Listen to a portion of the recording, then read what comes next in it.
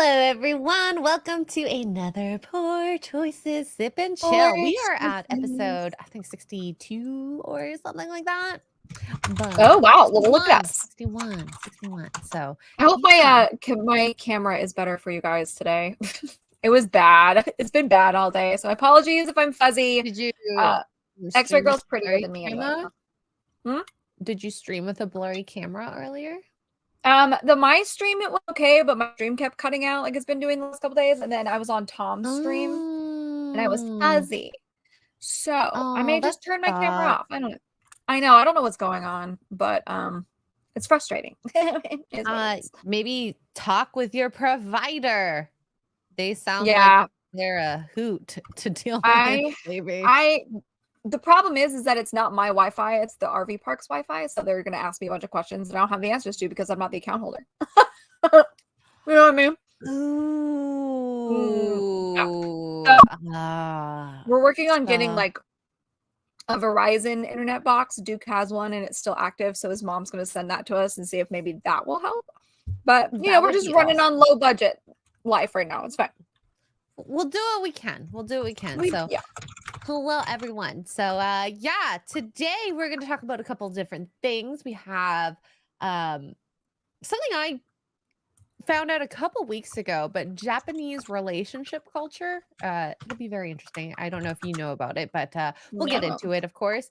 And then I found an Evie article that talks about men deserve an apology for #MeToo. Here's how the viral movement failed them.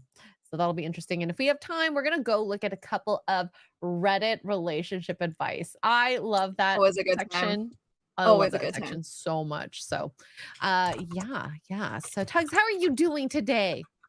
I'm doing good, actually. Doing well. Duke comes home tomorrow. Yay! Yeah, nice. Finally.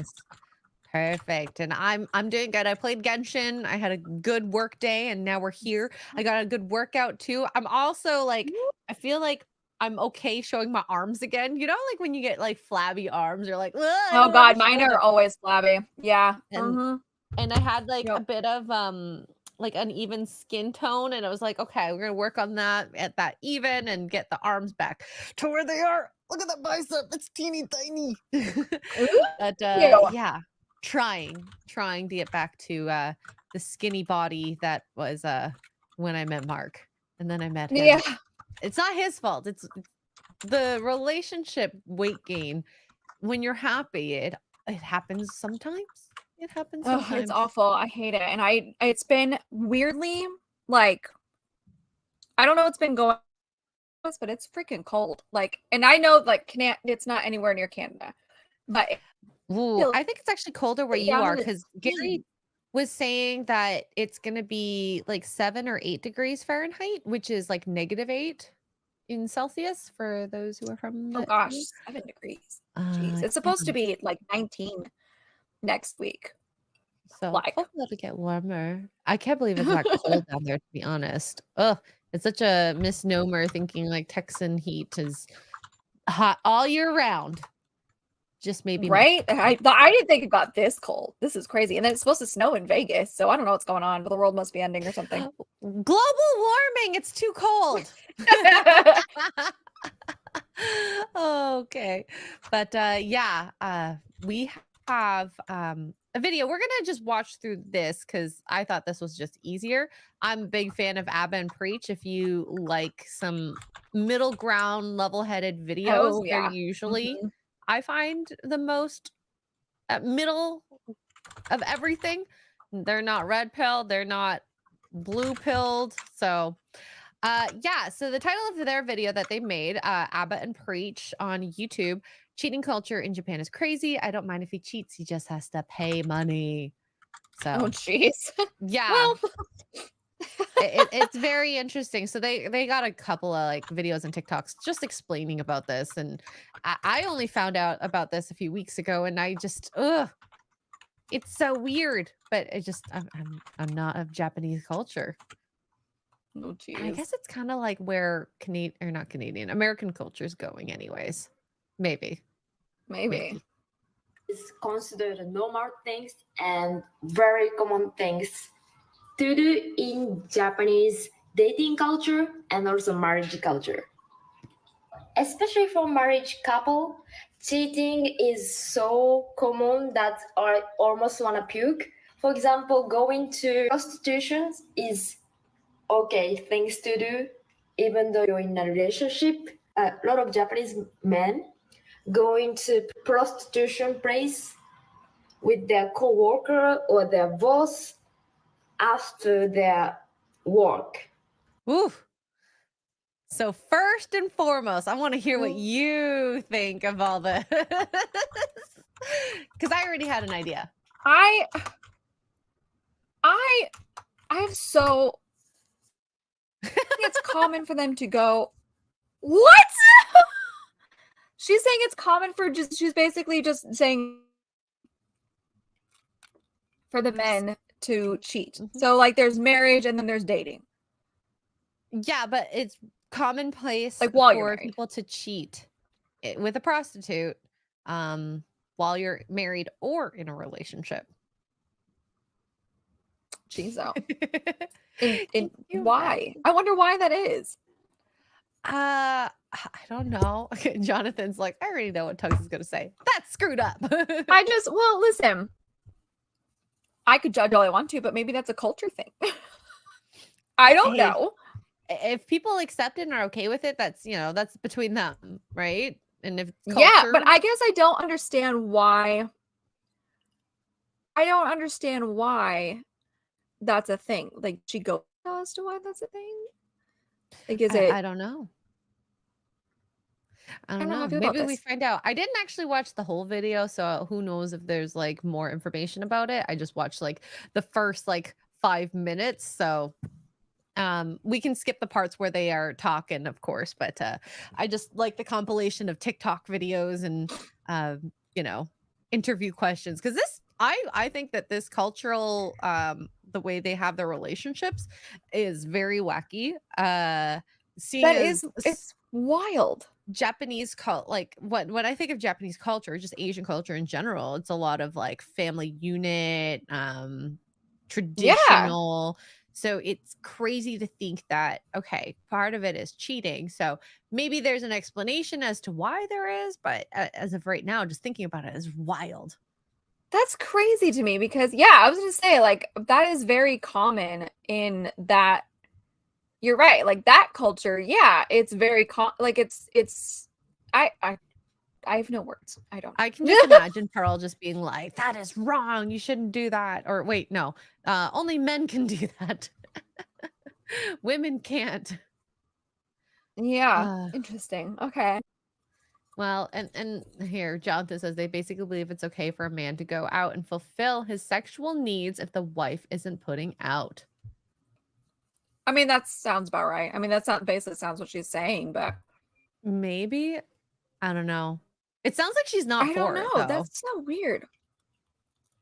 Sounds like she's very not for it. Also, how does she get her eyes so big? That is insane. I think it's a filter. Oh, maybe. I think it's a filter. Brian asks, why accept it? It seems like a lack of value in your own self-worth. So it's not necessarily a lack in their own self-worth. Like, maybe they don't really need to have a physical relationship as often as the husband wants in the easiest way. I think a lot of people, especially the rich couples in Hollywood type of thing, LA, they let their husbands, have extracurriculars with other women as long as they don't bring home diseases and such, because they get the financial benefit, and as long as they don't get embarrassed, I think they're fine with it.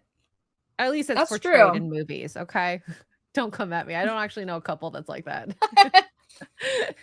Don't come at me. I know nothing. I don't run in those circles, okay? Wow. Jonathan's like, they view it like a dude is buying groceries. Ah! Oh, jeez. Oh, what's up? Hi, Joe. So, yeah, it's definitely different, but what can I say? It's a different country, different values. As long as they're happy, that's fine, I guess, right? Well, different pizza, different ingredients, Papa John's. Wow, that's the first time I've heard of that. I prefer the very traditional Italian pizza then, if we're going that pizza route. I know. I'm sorry. Listen, I'm just gonna do this. I'm sorry. I don't know what's going on. You can. I don't know what's going on. I don't know how to fix it. I've tried kitting my router. It's all good. This Asian girl's very pretty though. Okay, I think this is a very great, pretty. like, pause. She's got like huge lips too, which is wild. It's got to be a filter. Well, the lip thing actually might be makeup. I've seen girls on TikTok like do the lip liner a certain way, and it looks like your lips are super full. So that may be makeup. But those eyes are insane. Well, she's definitely wearing contacts. That I know, but not sure. Oh yeah, eyelids. Oh, this is a good point. It's an offshoot of geisha from the Edo period. That is true. Maybe, because that was a very. Oh, Memoirs of a Geisha was such a good movie and book. You should read it if you guys have a chance. All right, let's watch more. With the company money. I know it sounds really fucked up, but they use company money to have sexy time? I mean, that's the face I want for that. Oh my god. Wow. So it's almost part of their like tradition. Like if you bring an audit, you're like, okay, what are they spending money on? Women? It's a team building exercise. That's wild. Wow. That's crazy. I know it sounds really fucked up, but it's super fucking common and everybody do that. What do you think? She puts not everyone, I hope. They're both like, how do we even approach this? We're gonna pull up an article. Wow. So this is, I didn't know if this is true. I was curious. I started doing some Googles. Why do 84% of Japanese women think cheating is healthy? Okay, we can read it ourselves. All right, 84. That is a lot. And this is from 2022. So it's pretty recent, okay? Year and a half ago. You've probably heard whispers of Japanese hookup bars before, typically guarded by an external intercom and walkie-talkie wielding staff. Strict anonymity policies are commonplace and backroom hookups are encouraged. Oh, the anonymity of these bars appeal to people looking for uncomplicated, stress-free hookups. And it's not uncommon for patrons to eventually discover, sometimes after multiple rendezvous, that their backroom acquaintance is married. Half the patrons generally are, which explains the scent-free soap in the showers. Oh my Lord Jesus. Wow. So I guess they're insinuating that both men and women cheat. Oh boy. So it's not just the men. This is getting very juicy. These Japanese people are wild. They be wilding out there. We need to meet some Japanese people. You know what? We need to ask Legal Mindset. Oh yeah, that's a good point. He might know. Because this is like, it's just so different, and I'm surprised. I personally have never heard of it until my couple weeks ago when I fell across this video. But like, Joe has a good point here, though. I'm wondering about that expense report. Like, what do you put that as? Extracurricular activities? A team building exercise? Well, for me, I would put it under meals and entertainment. Meals. Shut you. Or entertainment, whatever. It kind of is. Like, can you meals. expense that as like a corporation? Like, oh, we're doing people do parties all the time, and maybe it's Jonathan's hilarious. Under health services. Oh my Lord, no. We're draining the pipe, or so to speak. Brian brings up a good point here. Japan also has a severely declining birth rate. I think mixed in, I don't think the cheating culture really contributes to this. I think the men not wanting to be with women, they're literally blackpilled from being with women nowadays. And I feel like some of the women, and there was an article we read before, like a tweet or something like that, that kind of mentioned that women are becoming kind of Americanized there, strong, independent, they're getting jobs, and so they don't need to marry very young, and then the guys, as we see here, are not good enough for them. So who knows 100%, but yeah. Ugh. I don't think the cheating has to do with a declining birth rate, but I could be wrong. So Is that it? Was that? I don't know that that's connected, but maybe. yeah. You think that would increase the birth rate because so many people who cheat are not careful. You know what I mean? Well, yeah, and if the families would stay together if that's helping hold them together, if cheating actually is good for the couple. Yeah. It's not really cheating if it's agreed upon also, is it?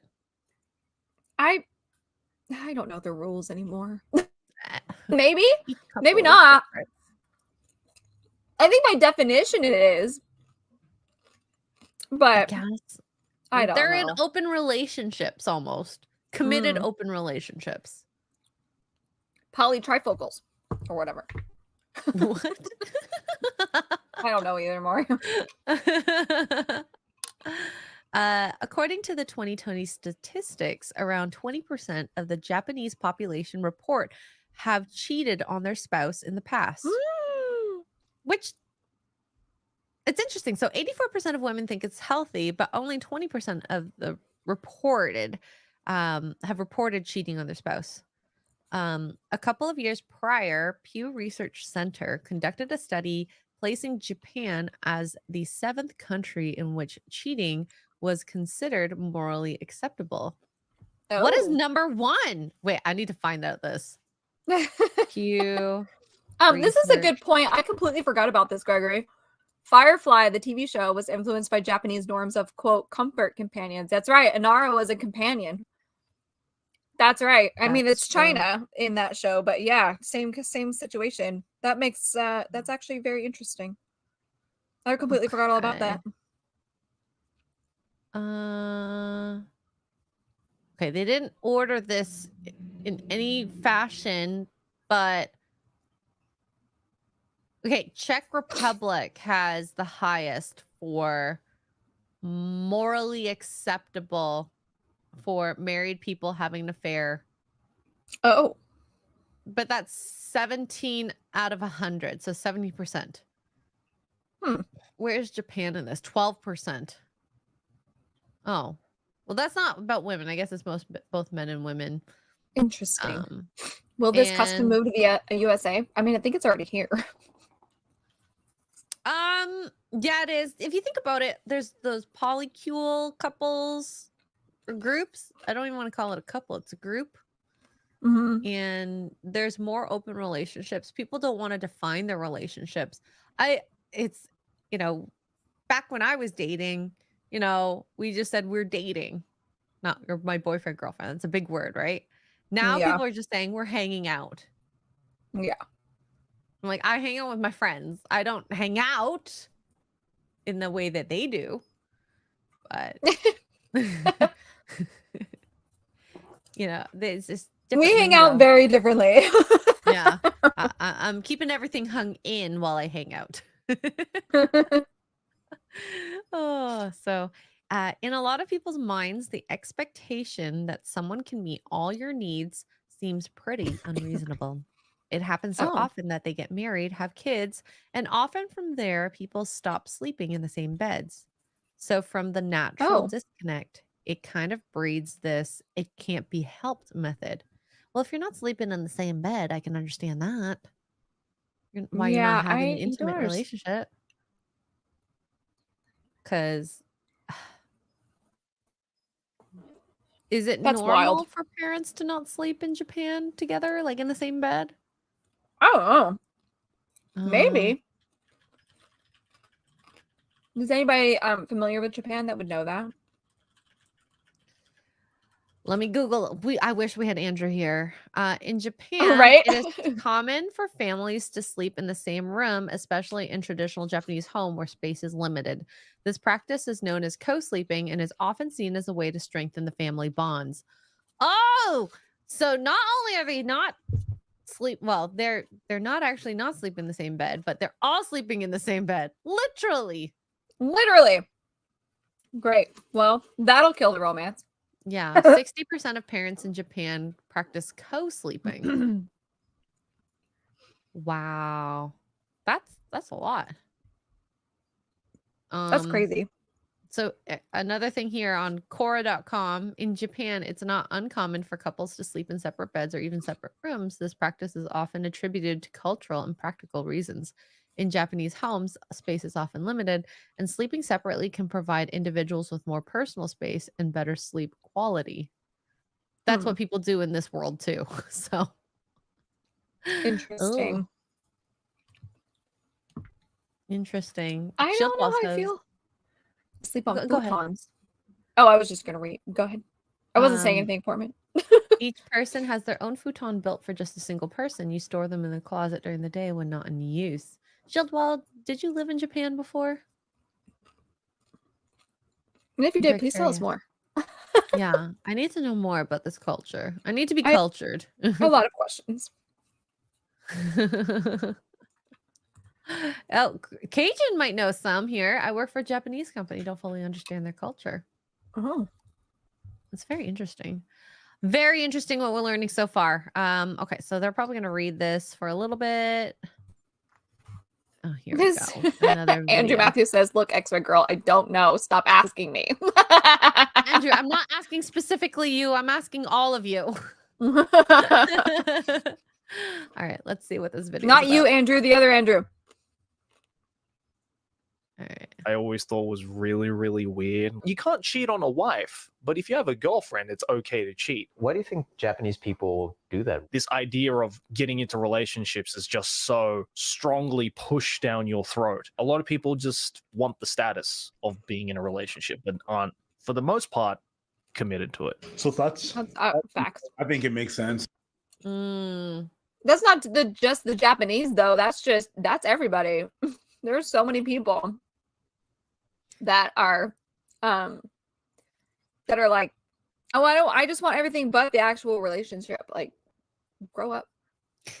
And that's why we get people who say we're hanging out, getting to know each other type of business, where it's very non-committal, and people don't like the labels, which is funny because Gen Z era that's been brought on by them, they love labels, respect my pronouns and all. So that's weird. It's just very different. I can't judge 100% because I'm not growing up in this era where the dating culture might be like that. Just I hate living in limbo like that. I'm definitely the girl that says, I need to know if this is serious. If it's not, I'm going. Please. Like, I don't want to dawdle around for ifs, maybes, and hopes that never are fulfilled. Because it sucks if you're someone who wants it so bad, but the other person is not ready. And when you get in a relationship like that, if you want to even call it a relationship, you need to get out. If if someone doesn't want to commit after you asking, get out, because there's no point in staying. You're going to just waste your time. So, at least that's my thoughts. Let's see. They're going to go on to, here's some more videos. Let's go. From Japan. So today I'm going to interview Japanese guys. Why it's normal for them to cheat on girls. Right. Every Fresh and Fit fan's ears just perked up. Say again, huh? Where am I supposed to go? Cheating. Don't you be exercising options? Listen, as a low-value man who donates to Fresh and Fit regularly, my opinion is that if I want to use my hard-earned super chat money now that they're demonetized on hookers, I should be able to. Oh my Lord Jesus, take the wheel. I didn't know that was coming. That was really funny. How old is this video? Because that happened a couple months ago, 3 months ago. Kara says these two guys are funny. They are funny. I love them. They're hilarious. They're actually Canadian. Love that. And the guy on the right, he was part of that whole debacle with Melina dancing salsa, which I know for some people, I get it, view dancing as a very intimate thing. I do not. there's boundaries that if you cross that, then it can get into intimate. But like, I don't view it as intimate. So yeah. Poor Destiny. What's their at? Oh, here, I'll show the channel. Abba and Preach on YouTube. They got a huge channel anyways, so that I definitely recommend. Channel. Lots of good videos, not just on dating, but just like life. Cody Camelot 331, one of his videos was on there, so they did a reaction. Yeah. You should definitely watch that. That was Abba and Preach. They are hilarious. They are funny. Like I said, very middle ground, very normal type of humans. And I love that. Sorry. All right, let's keep watching. 日本人の男性は浮気する人が多いと思いますか？私はそう思います。でも私以外です。 That doesn't include. Do you believe him? I don't believe him. I mean, maybe. Let's go back to his face. Oh my god, that was such a funny face. Oh no. 私以外です。 He's like, they caught me. I've been busted in 4K. He saw quickly he threw people on the Yes, but could it be me? いや、まあ、ぼちぼちいるんじゃないですかね。なんでそう思います？友達がしてる人多いとか。結構そうですね。周りでは結構みんな浮気しますね。そうですね。周りはまあぼちぼちちらほら隠しながらみたいなそういうのありますね。じゃあ。Oh, so it's not like a common thing 100% where everyone knows everyone cheats. Some people actually try to hide it. That's interesting. We're learning more. I'm glad I didn't watch this whole video now. Right? Because this is intense. Okay. Let's see. Have you ever cheated on someone before? 自分自身はしたことありますか？私はないです。私はないです。僕もないです。まだ。Not yet. He said, yeah. He's like, I'm not sure if I'm gonna do it. You know, we gotta just make sure we're not 100%, but it's okay if I do, right? Wild. Oh my god. He said, not yet. He said, not yet. Yo, that is a wild culture. I haven't. That's fire. I haven't yet. まだ。友達してる友達がいるじゃないですか。止めないですか？別に。まあ自分じゃなかったら興味ないですね。別に。もう自分以外だったら。I don't really care. Hey, so Tugs, if you had a friend that you knew was about to cheat or is cheating, would you intervene? Because I would intervene. You know, be like, hey. Ooh, this is such a hard question. You can't do that to your boo, your boyfriend, husband, or whoever you're with. You know, I want you to know all the repercussions. I got your back, but like, just really think about it before you do it. Yeah, I would probably do something like that, but I don't know that I would run to the other person and be like, oh my god, he cheated on you. I don't know. Oh god, that's so hard because it's like, well, what if they already know and they don't care? Loyalties. Especially now. Yeah, especially now. And then it's, oh god, it sounds so easy, but nowadays it's a lot harder than you think it is. Like, just I'm sure, has it ever really? I've not actually seen it happen where I knew my friend was cheating, but and if I knew that they were doing it and the other person had no idea, but you'll never know until you tell the other person, I suppose. But yeah, that's a hard place to be in. I think it probably also depends. I think it also depends on the person too. Like if you know it's something that it would not be okay with the other person, then that's, you know, you might want to be like, listen, this is what I saw. Okay, I'm gonna ask the chat here. Would you stop your friend from cheating?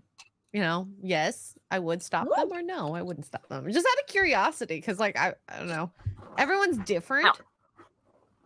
No. I also feel like you can only do so much too, you know? You can only say so much, you can only talk so much, you can only they're gonna do what they're gonna do regardless. So I mean, Yeah. kudos. And like, I guess it depends on the context of the situation too. If they're dead sober, I would be like, hey, okay, are you sure about this? And then that would actually affect our relationship, knowing that, like, that, and they were willing to do it. I think if there was a little remorse, it's different, right? If they were, drugged, alcohol, weed, whatever, I would try and be like, maybe you should make this decision once you're sober. I think this is a bad decision, and I know it sucks, but yeah. How can you stop a friend from cheating? I don't know. Have a chat with them. A moral discussion, or maybe they need to be physically stopped. Maybe they don't even know they're drugged. I don't know. I'm just thinking like scenarios.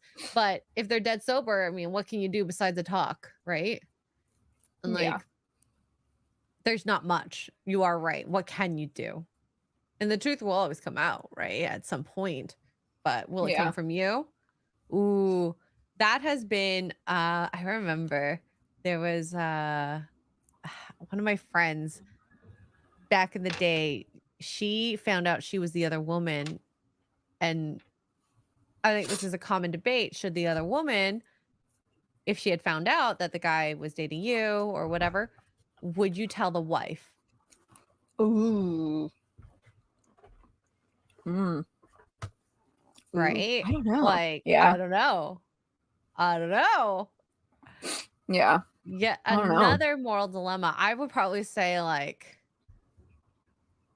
probably none of your business. That's between them. Unless she was your friend, then maybe. But then you would know they're together. I don't know. It's tough. It's very tough. So, what would you guys do if you found out you were the other man or woman? Would you tell the primary one? Yeah, I don't know. This is a good point too. Hi, golden middle ground. I've been the other woman, but didn't say anything since I didn't know if they were in an open relationship or not. You just don't know. That's the problem. And then what does that? God, it's so. What does that do to their family? You know what I mean? It's if they find out, and not that I'm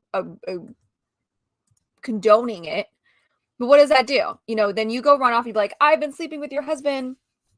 Blah, blah, I blah. had no idea that he was married, blah, blah, blah. It's a tough position to be in because, God, I'm so glad I've never been the other woman. Don't know what to do in this situation. We got Kara saying I would tell. Jonathan says I would tell. And I guess Nick here is saying I would tell too, in other words. So yeah. There's Will Smith seems happy. Yeah. If you want to call crying on podcasts healthy, sure. Actually, I've cried before, so I shouldn't say that. Mark was never married before. He was engaged, but never married. Yeah. Okay. So most of the chat said, would you stop your friend from cheating? They said yes. There you go. Thank you for being somewhat moral, chat. Oh, deranged. I've been the other man and no, I didn't tell. Interesting.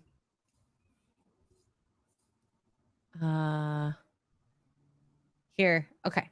Here's this one. Jonathan, who's actually been cheated on. The guy knew I existed. So would have been nice to be told so I didn't waste a year on her. Ooh, okay. Okay. Very interesting. I do appreciate this this. All right, anyways, we're going to keep going, okay? And yes, I sleep with other women. Facts. Facts. 正直何も思わない。そうですね。やっぱその人の人生なんで、まあまあいいかなみたいな感じですね。まあ自分はしないですけど。Okay, プロスティテューション、風俗は浮気かどうか、どう思いますか？ Ooh, okay. Before we even answer, they answer. Prostitution counts as cheating? Yes. I believe so. Yeah, I mean by definition, yeah. Yeah. めっちゃ難しいですね。難しい。僕はノーですね。ノ いや What? 難しいし彼女によるけど。 I am so glad I found this topic. This is opening my eyes. That's crazy. What? Because I know places where people think like that, but they're never this open about it. No. Right? Like I know, trust me, there's a lot of societies where cheating is rampant.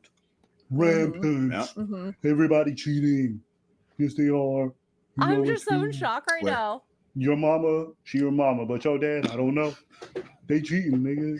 Your Oh my mama is your God. mama, but your daddy, I don't know. Yeah, you heard what I said, nigga. You stupid. You know what I mean? Depends on the girl. Y'all know, you know what I mean. Your mama, that I don't know. Oh my I'm god. just saying. Your mama cheated on your daddy. 僕やられたら嫌なんでイエス。日本人の女性、That's insane. Chat, do you think having sexy time with a prostitute counts as cheating? Do what? Having sexual relationships with a prostitute counts as cheating. I mean, listen, by the definition of the word, if you're not having sex with the person that you are with in a relationship or married to or whatever, then that is cheating. I don't know, like, people can have their own decisions otherwise. But by definition of the word, that's the definition. I think it's just interesting that he said, depends on the girlfriend. Well, I mean, he's not wrong. Some women like that. Don't care. Like, yeah, whatever. Get your rocks off. I'm not gonna do that thing anyway. So, but she will. So how about I? You The know? whole butt thing, I don't want to do it. So find someone else. Yeah, exactly. All right. Let's continue. 風俗別にいいよっていう人いるんですか？結構いますか？思います。結構いる。なんか、風俗やったらまだ許せる。まだ許せるみたいな人は多いと思います。 How do you like the guy in the middle? Huh? How do you like the guy in the middle? I mean, he's straightforward. Yeah. You don't feel any better about him now that he's got like a t-shirt with you on it? Sorry.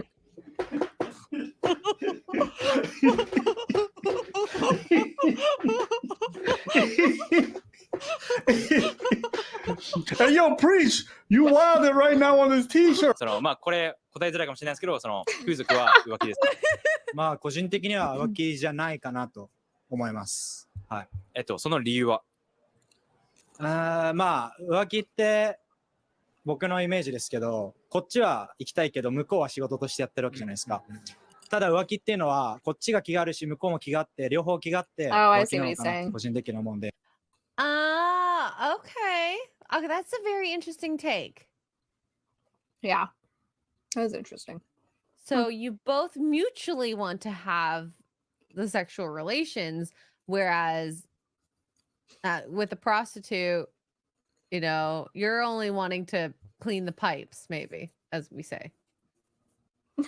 I still count this as cheating, but you know, maybe it's my culture, my Canadian culture, Trudeau culture. That's funny. そういう意味で。 That is wild and bullshit. That is wild and bullshit. The prostitution thing isn't that surprising. I've heard a lot of women say that. Okay. And the logic behind it is women want to know that they have that emotional connection with you and that their place is not threatened in terms of like them being your wife. Actually, that is very true. He brings up a good point. I feel like if a man cheats and it's just physical, you may be able to bounce back from it more easily than a emotional cheating, at least on the man's part, if the man cheated. But I would prefer it not to happen. I wonder if it's the same vice versa. I don't know many women that go to brothels or male prostitutes. I don't think. Yeah, I don't know that. I don't know that the numbers are the same. Yeah, I mean, I don't know now, but you would think that they wouldn't be the same. Maybe in Japan it's a little bit different. Apparently, everything is different in Japan. That's true. But I mean, if a guy cheats on me, it's only happened once. Dropped his, you know, booty as quick as I could. So Golden Middle says, but if it's just physical, doesn't mean that he'll do it again when he gets the urge. And this is where like the red pill stuff comes in, and I kind of see their point, at least in this aspect, if it's like a huge physical need. Whereas like as husband and wife, you should be communicating and hopefully having intimacy, you know, at some sort of frequency than not. And then hopefully that would mitigate it. But I don't know. That's between you and your husband, right? So Yeah. The thing is, regardless or not, before someone cheats, there should have been a conversation. You obviously have thought it out, planned it, especially if you're going to a prostitute, and talk to your significant other. Because if you're not, then there's a huge problem in that relationship. Absolutely huge. So It's a shit question that people ask when their partner cheat on them. Yeah. Do you love them? What is, you know, if it's like a prostitute, it's obviously it's still a betrayal, but it feels like less of a betrayal for some women. Yeah. And it tracks on. It makes sense why. 浮気とはちょっと違うのかなと思ってます。なるほど。はい。日本人の男性って風俗浮気じゃないって思ってる人が多数だと思います。僕はそう思います。はい。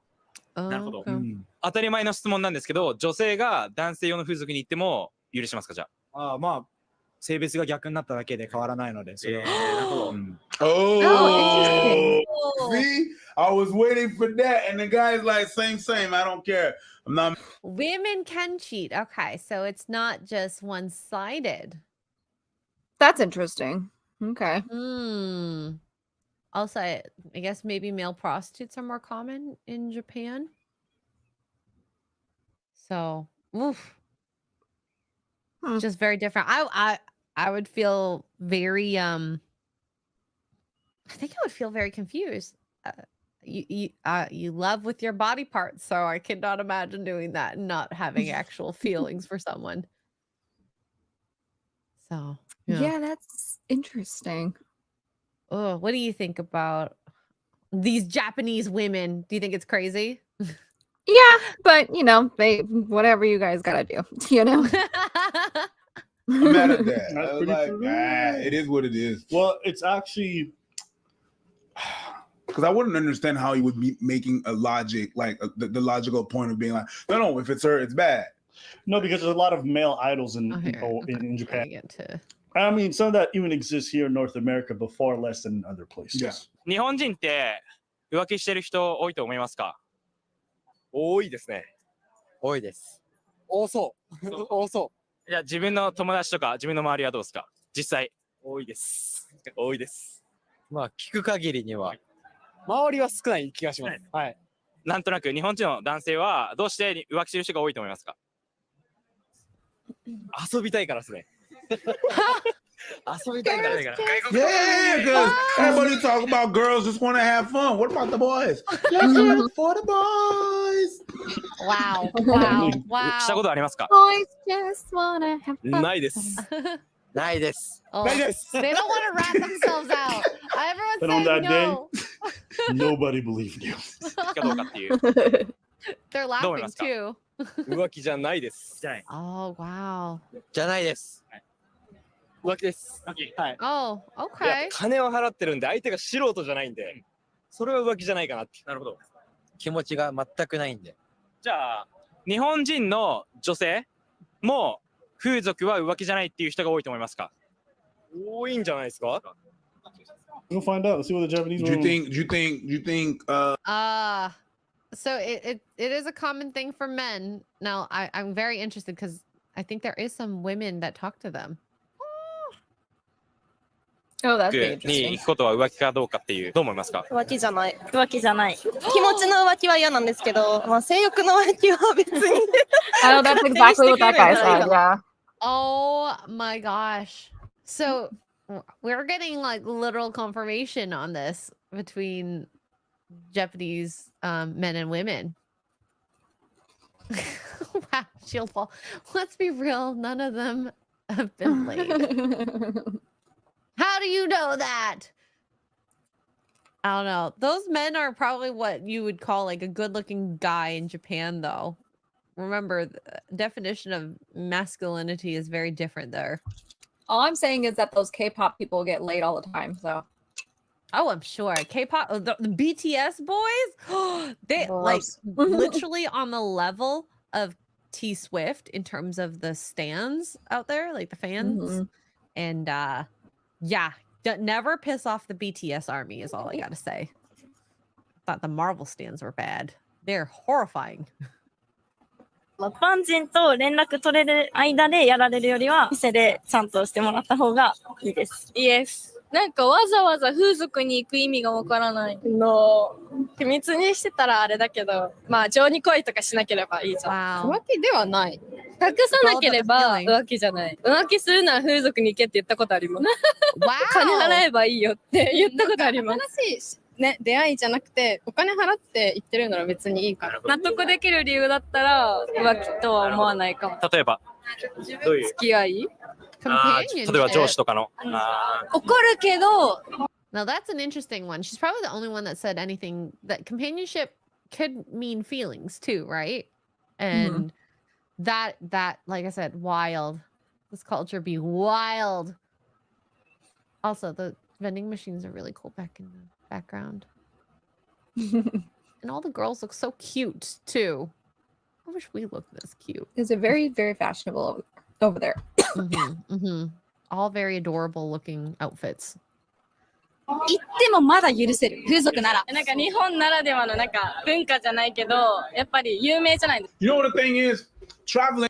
Japan is famous for its prostitution. I had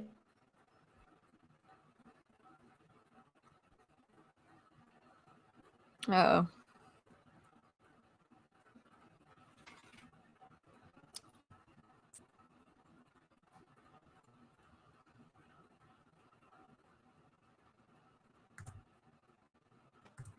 Can you hear me? Oh no, we lost Tugs.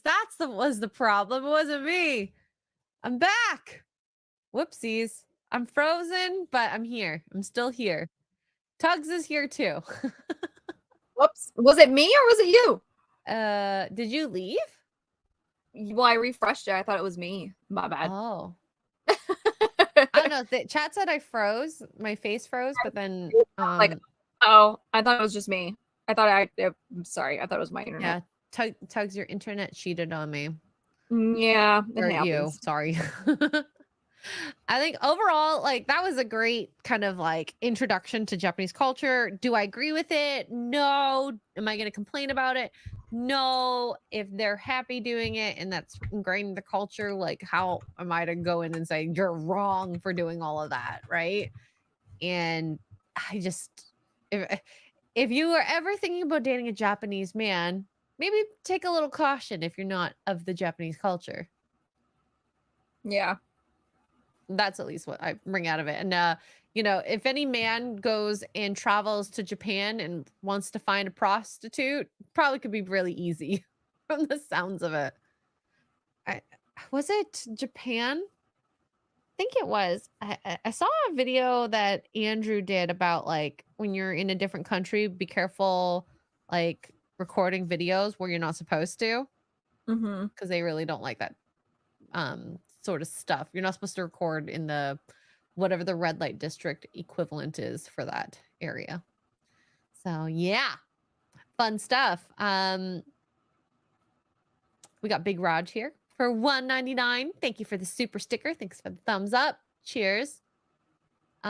Nick the Greek for $4.99. There are wealthy Japanese women known as yellow cabs because they pay the living expenses for foreign male lovers. What? Are these male lovers like passport bro types? They want to bring them back home, or like, I've never heard of this. That's interesting. Yellow I never heard that either. Japan slang. All right, I'm just gonna Google this. It's a disparaging term for Japanese women who travel overseas or to foreign enclaves in Japan seeking to meet foreign men. So this is basically passport bros, but for Japanese women. Yeah, that's interesting. I never knew that that was a thing. Huh. Wonder which countries they go to mostly, out of just curiosity, because that you don't hear much about at least Japanese women or just any women that brings a Canadian or a American home. It's usually the other way around, but maybe because of 90 Day Fiance. Thanks, 90 Day Fiance. Right? No kidding. Thank you, Nick, by the way. And Nick the Greek again for $9.99 says, my father had multiple affairs. It would have saved my mother, sister, and me a lot of trouble down the road. He was a real POS. Ended up throwing him out myself. Oh my God. That's rough. That's very rough. Oh my gosh. So I guess the learning lesson here, especially hearing from the other side, is to, if you don't know, just maybe tell. It's better than, holding it in and not knowing. And also for the 199 says, trouble down the road if we have been told. Okay. I see what you're saying. Thank you, Nick. I'm glad you got rid of him and hopefully are living a way better life without him in the picture. So Raider 03 with $50. Thank you so much, Raider. Cheers. We got a pink boy. Thank you. Ooh. I love a good pink boy. I wonder, okay, here, I don't have the, now I'm on the main stereo. I can do a clap. Yay. Cheers. Thank you so much, Raider. And Jonathan with the one gifted Poor Choices membership. I heard Jonathan and Psychotic Mongoose were in and out of both of our streams trying to scare us. Oh, yeah. Definitely succeeded. Love for sure. it. Cheers, Jonathan. Thank you so much for giving a gifted membership. We love our lushes in the chat. Yeah. All right, so we have another article here, and I just thought this was an interesting one because we've talked a lot about #MeToo and how this movement was taken over by women that wanted to use it for personal gain and lied about it, and it really does suck because now, I mean, this title really explains it all. Men deserve an apology for #MeToo. Here's how the vile movement failed them. So #MeToo could have been so much more, but the mishandling of its objectives by its self-proclaimed thought leaders and opportunists lurking among them damaged their cause.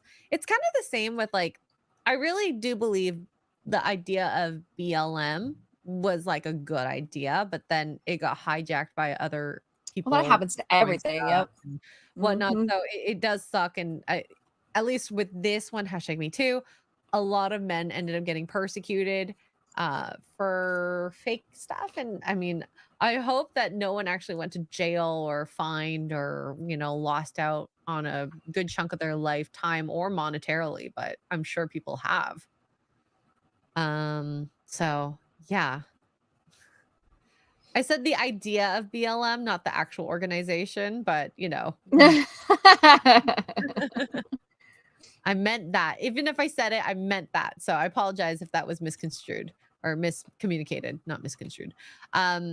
Let's see. Tanking the public perception of a movement fighting for the public good doesn't come out of nowhere, to be sure. It's a steady decline into a slog of unforgivable PR moves by reprehensible bad actors. As they say, the path to hell is paved with good intention. Oh, yeah. Johnny Depp. That was one of them. And then we have Russell Brand. And I don't know who else, but tons of people. Army Hammer. I always forget about that one. Always forget about that one. Poor Army. Justice for Army Hammer. The #MeToo movement was supposed to call for safer workplaces free from sexual harassment, assault, and quid pro quo attitudes towards women. Who could be against that? That's just the thing. No one is against that. This is a trick that misguided movements use to scapegoat their poor optics and unethical behavior on behalf of an ideology or cause. However, where the social movement went wrong isn't only in what they did do, but what they didn't. They didn't do victims of sexually inappropriate behavior in the workplace or anywhere any favors by dismissing male victims, platforming opportunists with questionable stories, or chalking up every false accusation through misguided witch hunts as righteous collateral damage. Now, Dang. I think regardless of whatever claims that are coming in, there always should be an investigation, right? Oh yeah. And you know, we do that with safety, like at least in the hospital I can relate to that. You know, a patient comes in, wrong rec, wrong person, what if they got x-rayed or something like that? Then we're like, where did the breakdown start? Where were all the holes? It's like literally called a cheese hole method. Like, where can we block those holes from appearing in the first place? So I think the problem with a lot of #MeToo was just you believed everyone. And that's where we got the opportunists with the questionable stories literally being platformed, the leader of the movement and whatnot. So, yep. Yeah. What is exactly the Me Too movement? So nobody knows anymore. Initially, like the article says, if there was any like sexual harassment, assault, physical, verbal, whatever it is, you know, that the person that is doing it has some sort of either intervention or it ends up being they're fired, as we have seen in a lot of stuff. Are there any examples that we can think of? I can't think of any examples because all these women were talking about Weinstein. how they Harvey had Weinstein. Big Huh? one. Our Harvey Oh, Weinstein. yeah. You know, he ended up having sexual relations with a lot of people and got them to do things based on, if you do this, then you get the role or you get the job. And that's really misuse of your power, you know? So I do agree there are good things like that where you catch someone with evidence.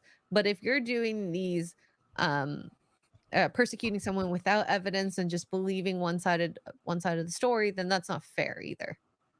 Yeah.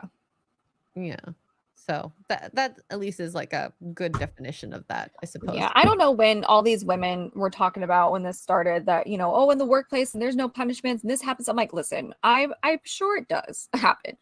But the way everybody was talking, it happens every single time. I've never. Maybe I'm just lucky, but I have a hunch that I'm probably the majority that has never felt the need to be scared going to work because some guy was being a creep or whatever. Like, where are these people working is what I would like to know. Like, what are you doing? I don't mean to sound like Pearl, but ladies. Also, everybody knows what the casting couch is. It's been around since Hollywood was invented. If you don't want to be on the casting couch, don't sit there. Yeah. Not that, you know, Harvey Weinstein deserved what he got because he did, because he's a creep. I think But some of those women, I'm like, y'all. Well, some, not all, because there is like this really awkward, like, it feels socially unacceptable for you to speak up about it. And I think I can understand that, where it's hard to come out with this and it could end up ruining your career. And maybe the person even actually said, if you say anything to anyone, I will ruin you. So there was threats involved too. And I mean, I've never felt uncomfortable, at least in the hospital, but I mean, I remember I was, and this probably should have been something that I said, but of course I didn't. But I had someone hit on me. I was, I don't remember. I think I was underage at the time too. And this is like an older man, and he like tapped me on the butt, and I was just like shocked. And I'm like, what do I do? Right. So if there was maybe something like this at the time, I may have said something at least to his face, and there was no HR at the time, so who knows, right? I think that at least in my underage brain, what do you do? There's nothing you can do. So I understand that feeling of powerlessness from them, and especially if that's like your boss too, right? Like, you want to keep your job, you want to get paid. If you say something, you get fired, especially if there's that power dynamic, right? I don't know. That's just my take on it. But I don't know what I would do as an adult. I'd probably say something, a lot of something. So, yeah. I don't know. The evolution of #MeToo. Of course, it's unequivocally good that predators of the likes of Harvey Weinstein and Bill Cosby. Oh yeah, Cosby. Forgot about that Cosby. Faced retribution for their immoral acts and were ousted from their respective industries. However, it mustn't be overlooked that many of these power-abusing men skated by for many years and even decades, thanks to the glaring silence of their colleagues, male and female alike. It's certainly true that women are more vulnerable to sexual predation, but they aren't the only victims. Yet, that was the singular narrative the #MeToo movement got carried away with and ignored the fact that women can be abusers, false accusers, and even complicit in protecting male predators. Facts on that. Yeah. Yeah. This needs to be reported too. I think you pulled that up, right? Yeah. Yeah, that needs to be reported. But like it is a bit of like what is it called when it's okay for one gender but not? Double standard. Double standard, yep. Like if a girl, like a young girl was the one that was being targeted, that's like definitely not okay. Whereas like with males, they're like, oh, you had, relations with the teacher. That's freaking awesome. You go, dog. Oh, or like amazing. Cardi B is still popular and making music and all that stuff, and she full on admitted on camera in front of people that she used to drug men. So yeah. But where's her Me Too? Just wondering. Well, like I said, the narrative is on one side, which we see here. This article does state, women can be abusers and false accusers. That's something that I think was vastly overlooked when the movement started. So activist Tarana Burke first coined the term #MeToo in 2006, but it wasn't popularized until 2017 when actress Melissa Milano encouraged survivors of sexual assault to share their stories on Twitter with the #MeToo. The hashtag went viral with millions of people sharing their story, though it was mostly women whose voices were amplified, supported, and believed. The following year, countless powerhouses in the entertainment industry faced their days of reckoning through public condemnation and legal disputes and Hollywood blacklisting. Ooh.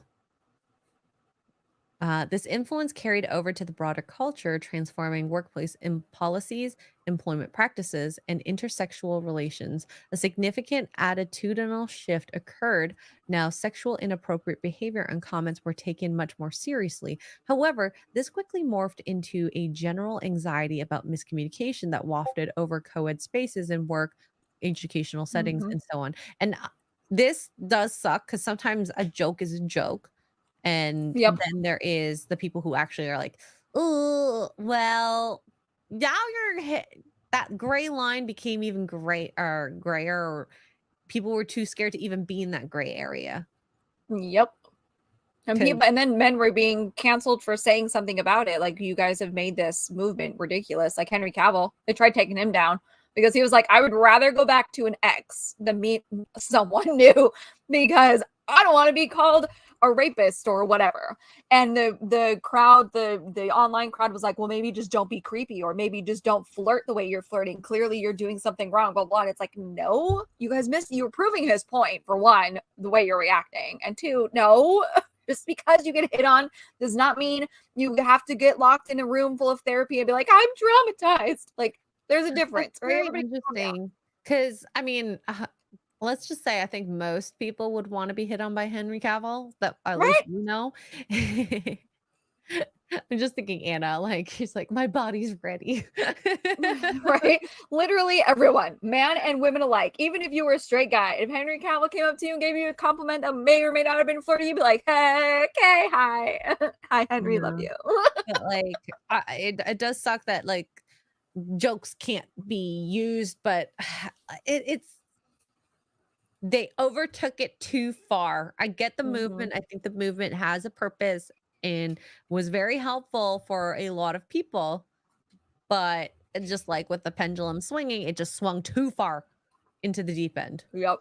So There was reason to worry reasonable objections to inappropriate behavior would be weaponized by the same ideological groups that parrot faux statistics, like 1 in 4 women being raped on college campuses, or that only 2% of all accusations of SA are false. In reality, the minimum rate of false allegations proven to legal standard is 2 to 10% of accusations reported to the police, not including cases thrown out due to insufficient evidence or accusations made outside the legal system. So a lot of people are trying to, or a lot of people are not reporting if it does happen. And that's why I say, like, there is this really, like, I can't imagine what it is to be like essayed, and then not feel okay to go and talk to someone about it. So I guess that's another great aspect of #MeToo. But then we go on the other side of the people who, undermine the movement and falsely report, and that really sucks. Yep, because they could. There's so many people that falsely report all the time. It's ridiculous. That number is probably higher than the numbers that the Me Too people were throwing around. Rogue brings up a good point here. Revoking consent was some BS during that time, not gonna lie. And so, yeah, I understand, if a person says, okay, well, we're gonna do the thing, it's great, it's fine.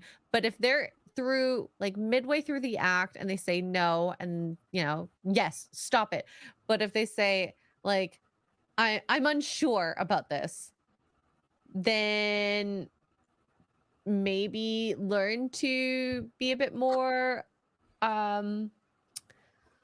like, communicate that it's not an unsure thing, but more of a sure thing. You understand what I'm saying?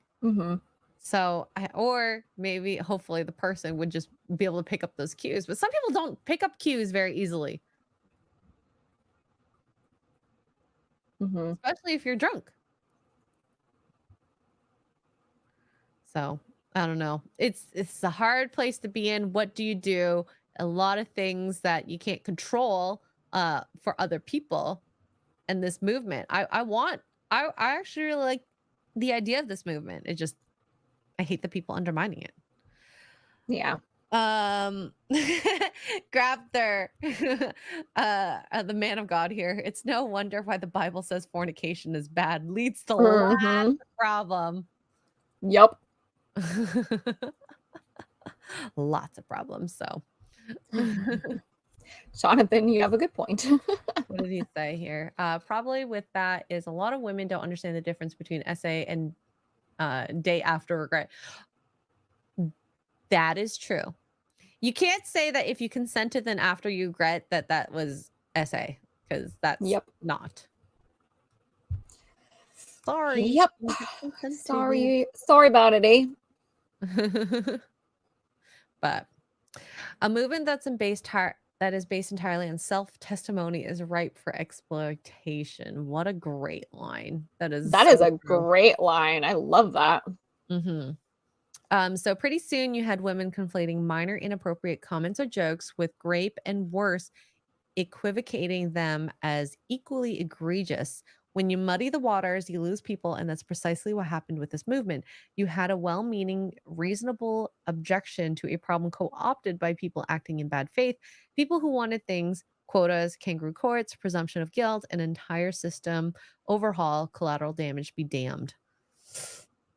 Yep. It's very, very, very true. Because what was that line in She-Hulk where she's like, I have to deal with people catcalling me, like that is the most horrible thing in the world. I'm like, well, is it really? Like, if we're talking like physical SA versus being catcalled, I would love to be catcalled all day long. I'm okay with it. Please catcall me then. Right. That will lead to a lot less trouble. And I mean, like, we got like crazy stuff like in the UK. Did you see the thing about the virtual reality graping?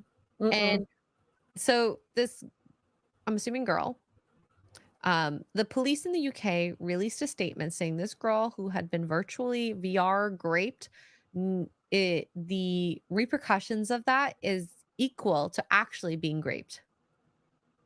What? Yeah. So we got like a lot of blurred lines like that now. Like, girl, just take off the VR set, okay?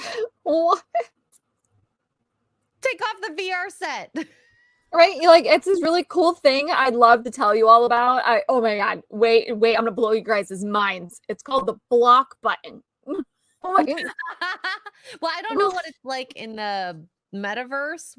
So, because I've never been and I don't really want to, but yeah, that in itself, if you just listen to it, you're just like, what is wrong with you? Like I don't understand. I think like being catcalled is scarier than being VR raped, but that's just me. Right? Jeez, though. It's really cool. It's called turning the power off. I don't understand. Good grief. But anyways, so I think that some people need to dial it back and realize what actually is the issue. And I think because we live in such a cushy world that words are scary to people. But in reality, you don't understand what it's like to be actually physically hurt. And I think since they haven't been physically hurt, they think those verbal words that are like, you look hot, mamacita, is very scary to them. Yeah. Yes. And what happens when Lethal Company stays on Lethal Company? Absolutely. Forgotten male victims. The forgotten male victims in the wake of #MeToo are twofold: those falsely accused and those who were victims of sexual misconduct themselves. A movement that is based entirely on self-testimonies ripe for exploitation, where you may want to amplify the voices of the unheard. The grifter, hi Ian, desperate for personal gain, sees an opportunity for manipulation. The proponents of the #MeToo movement were not just dismissive of false accusations, but in denial. They didn't realize, or more cynically, didn't care, that when they parroted slogans like "Believe all women," they were also saying "Dismiss male victims." I had no idea that that was even a like. I remember when "Believe all women" came out. I wasn't really big into the #MeToo movement until I got into the internet to kind of understand what they were saying. But I can see this dismissing people. Like, believe all women, doesn't matter what you say. And like males in general have been forgotten by most females because they want to be put on the pedestal. Like, females are better than men. No, we work better together. That's the point of a society. A society of just males or society of just females is not going to work. No, we need each other. Mm-hmm. So it's not that hard, people. Yeah. Square peg. So, golden. This has not happened to me. So, I'm glad you brought this here. Problem with catcalling is when they try to touch you or follow you home. Ooh. Okay. I can see that being really scary, especially if it's more than one guy. You feel so unsafe. I grew up in NYC, so I know the feeling. Ooh. Well, maybe I'm getting a little perspective on that catcalling thing then. I'm hoping you're okay. You're here, so you're at least okay. So dang.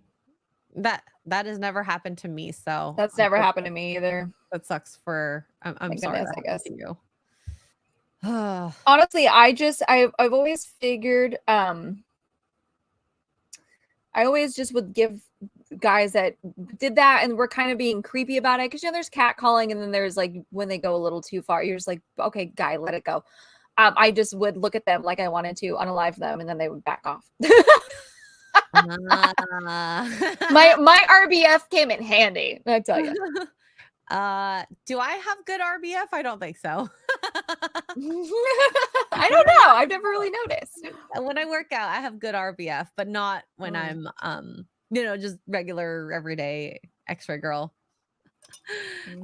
This resulted in bolstering the voices of people like Amber Heard, who was later found guilty of defaming ex-husband Johnny Depp by publishing an op-ed about him abusing her.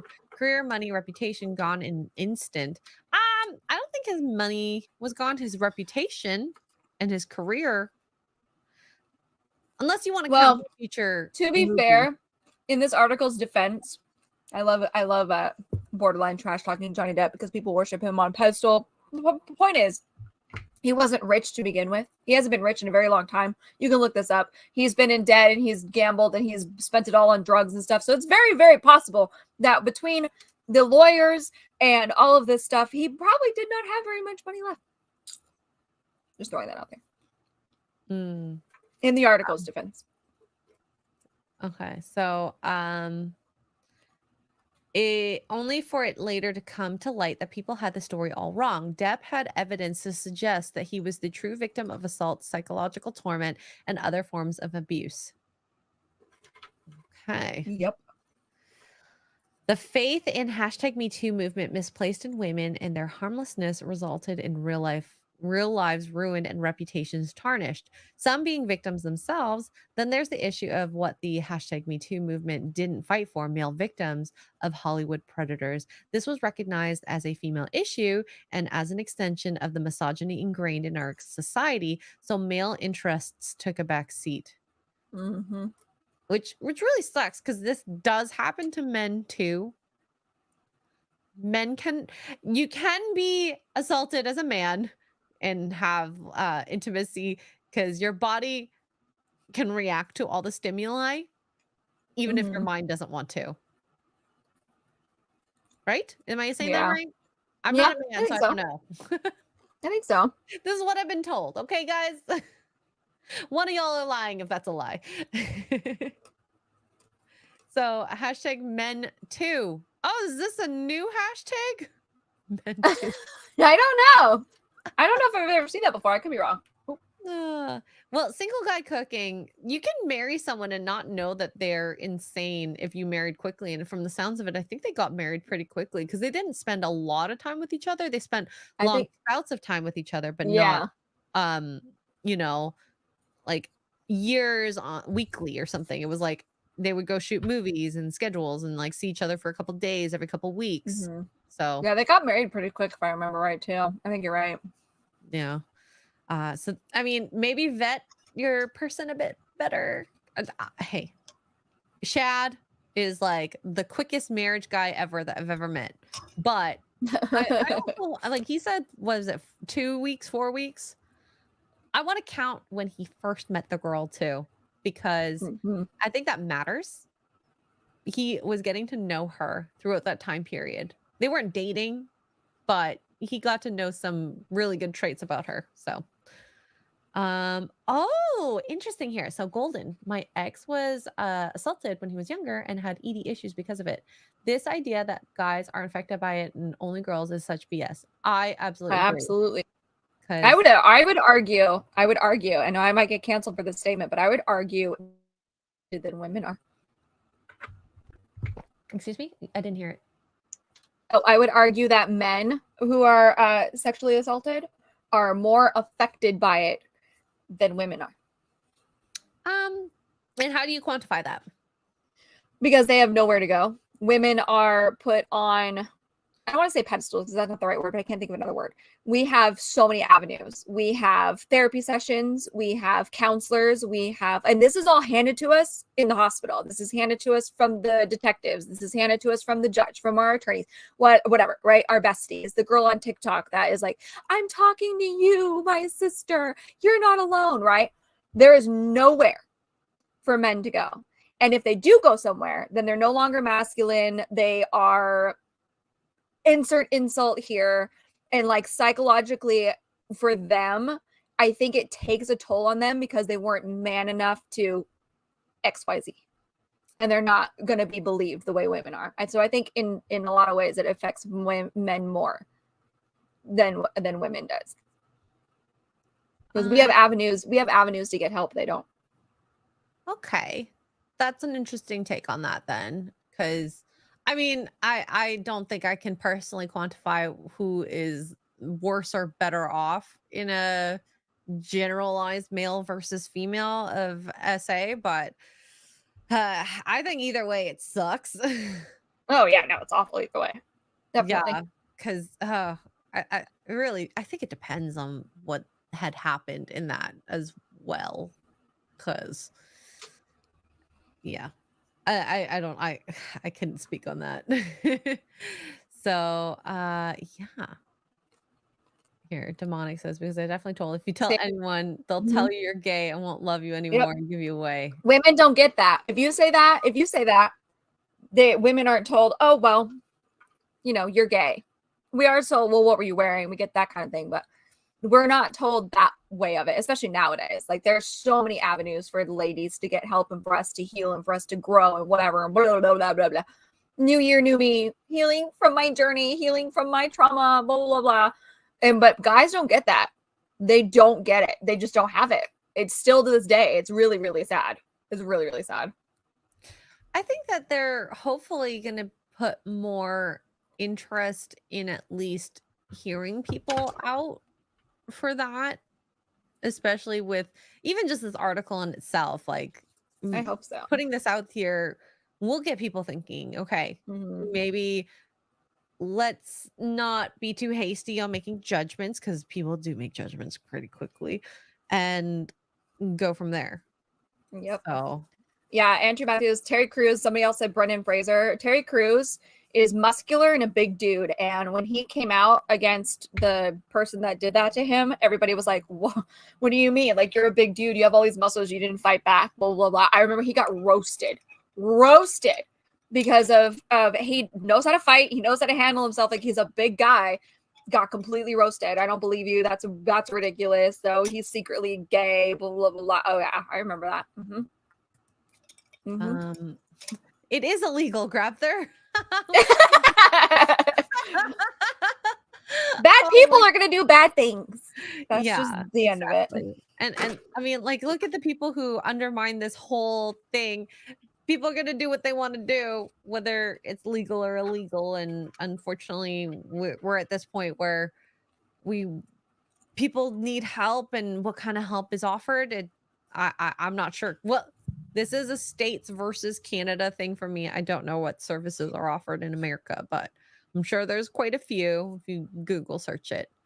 So I guess #men2, Hollywood star Bryan Singer, director of films like X-Men, The Usual Suspects, and Superman Returns, was accused by 4 men who claimed to have been SA'd by Singer when they were underage. Ooh, that bad. That's really bad. The accusations were brought forth to the Atlantic in 2019 and referenced alleged assaults that occurred between 97 and 99. The men recounted the graphic violations that they allegedly experienced, and one claimed that underage boys were brought to Singer to curry favor. I wonder if he's on the Epstein list.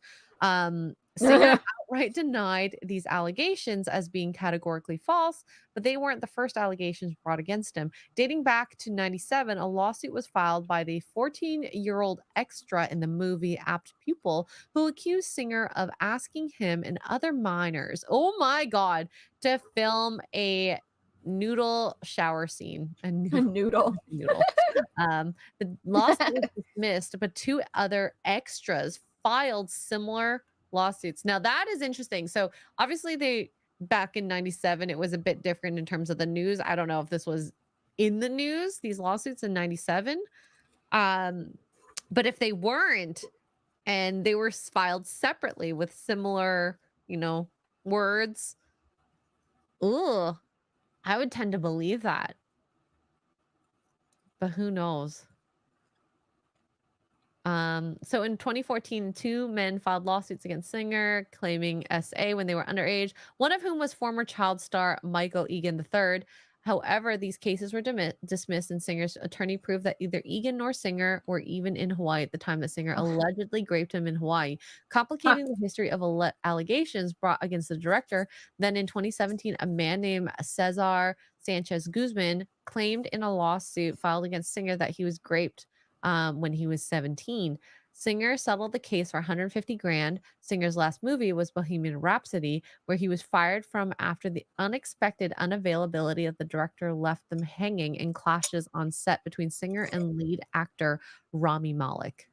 Dun, dun, dun. Yeah. Following his firing from the movie, the allegations in The Atlantic came out, and Hollywood distanced itself from Singer during awards season. Bohemian Rhapsody was nominated for Best Picture, but not for Best Director. Ooh, ouch. Over the last few years, Singer has been hiding out in Israel.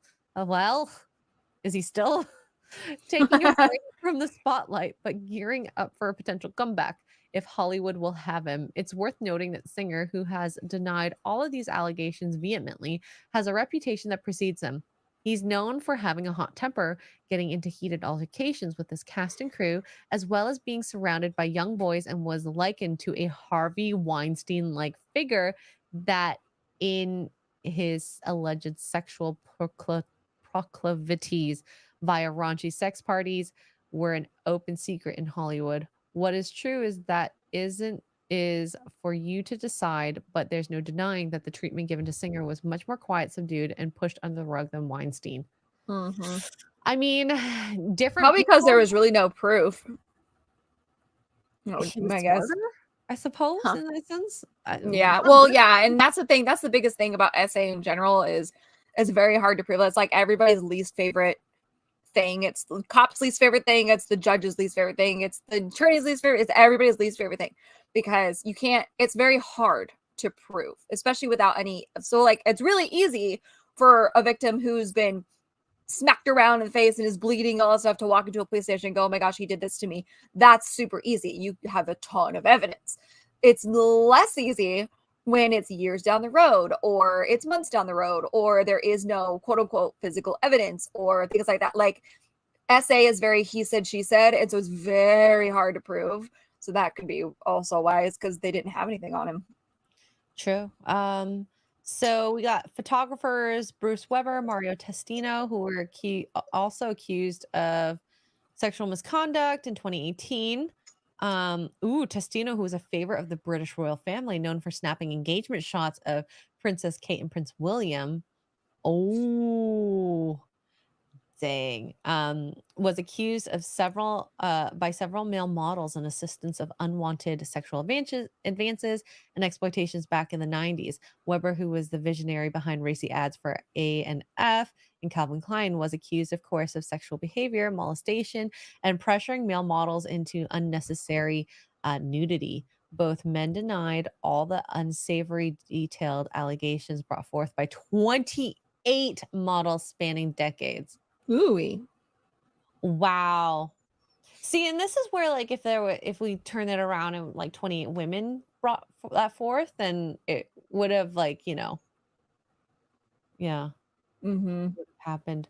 So yada yada yada. Let's not to like bring this out, but I want to get to the end of this article. So the phenomenon of perma-single male, the tendency to overcorrect for a cultural problem, is all too tempting, whether it was the workplace or the dating sphere. Men got careful.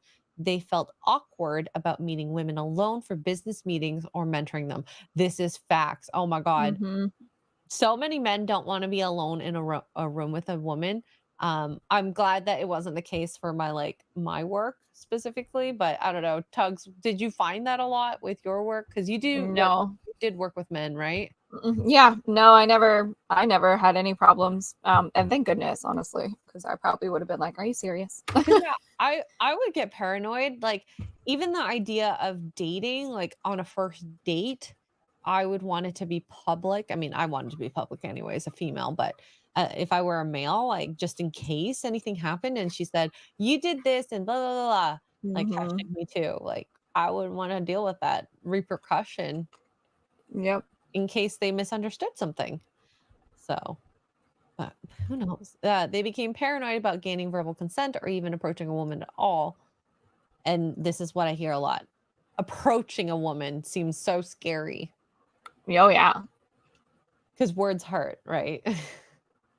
I mean, yeah. Like, I mean, you just never know, because even if you approached a girl, if she's not in the mood, that could turn, it used to be just like, "Oh my God, leave me alone," or we would leave and move to the other side of the room or whatever. But now there's so many women out there that are like, "Oh my God, he won't leave me alone. He's being creepy." And I've literally seen girls out in public at bars and the clubs when I was going that they would go to security guards and have men thrown out because they didn't want them hitting on him anymore. Like, they got sick of them hitting on him. It's just, all you have to say is, "Oh, he's creeping me out and he's being whatever," and then poof, they get thrown out. Well, even in bars. So according to a survey published in Date Psychology, 45% of young men 18 to 25 have never approached a woman in person. Well, also having coincided the dating apps too. Oh yeah. Yeah, I wonder how much of that 45% is because of that. No, I think it's both. It's a bit of both. So having the, like, if they didn't have the dating app, I think, you know, the number would actually be quite smaller because they'd have no other way to meet women, right? But to approach them. But because the dating app is this like easy kind of way to slide in and hopefully not get embarrassed in front of other people, then, you know, much easier for people to deal with that trauma, if you want to call it trauma, to be rejected. It is very traumatic, I think, the first few times you get rejected. Yeah. But So at some point, like, let it go. You know, she said no, walk away. I know everybody likes a challenge, but let's settle. Yeah. All right, let's come. Like people in the chat are let's just see. Are you afraid of approaching a woman? Of approaching a woman because of #MeToo? Yes or no? We'll see what ends up coming from that poll. So the top reasons cited for not approaching were fear of rejection and fear of social consequences, which we kind of said before even reading that line. In another survey, 53% of single men said the fear of being called creepy reduced the likelihood that they would interact with a woman. And that's that scenario that you said with the bar at the club. Sorry. Oh, okay. Here we go. We got majority saying yes, they're afraid. That's so sad. I'm Yeah. sorry, you guys. Yeah, it's easier to get rejected on screen than IRL. Yeah. Yeah. And Nick is right here. Dating apps are the only safe way to approach women these days without the fear of #MeToo.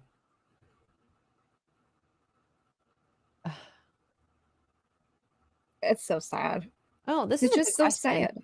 Golden here. I wonder, are men asking out women they already know or just strangers? This must be with strangers. I think if you're doing people you already know, would you feel scared to approach them?